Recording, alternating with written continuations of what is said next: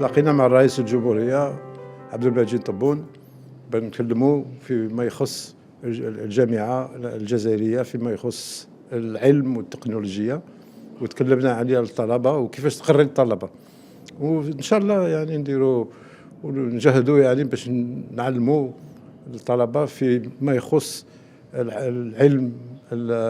والتكنولوجيا تاع اليوم إن شاء الله.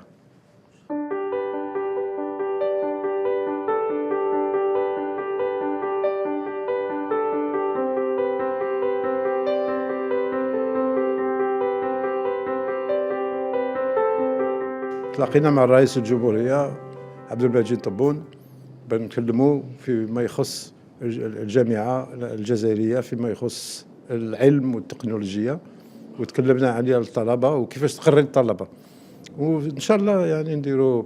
ونجهدوا يعني باش نعلموا الطلبة فيما يخص العلم والتكنولوجيا تاع اليوم إن شاء الله.